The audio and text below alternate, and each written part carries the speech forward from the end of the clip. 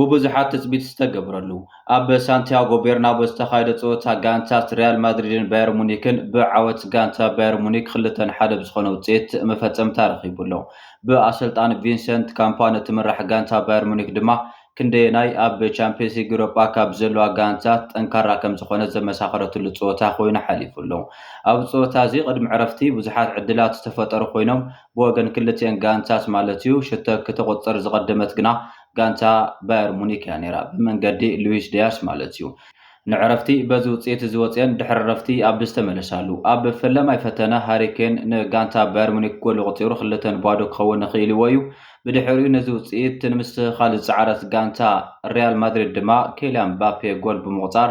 ይኹን እምበር እቲ ፀወታ ብዓወት ጋንታ ባየር ሙኒክ 2-1 መፈፀምታ ረኺቡሎ ብርግፅ እዚ ፀወታ እዚ ኣይተዛዘመን ጋንታ ሪያል ማድሪድ እውን እዚ ውድድር ዓመት ብዘይ ዋንጫ ንዘይ ምዛመ ብትገብሮ ፃዕሪ ጋንታ ባየር ሙኒክ ድማ ኣብ ሜዳ ኣሊያንዝ ኣሬና ክንደየናይ ጠንክርቲ ከም ዝኾነ ዝፍለጥ እዩ ስለዚ እቲ ዘሎ ናይ ጎል ኣፈላላይ ድማ ሓደ ስለ ዝኾነ ስቲል እቲ ፀወታ ብሂወት ኣሎ ስለዚ ቀፃሊ ሰሙን ኣብ ኣሊያንዝ ኣሬና ዝካየድ ፀወታ እውን ብሕዚኡ ትፅቢት ይግበረሉ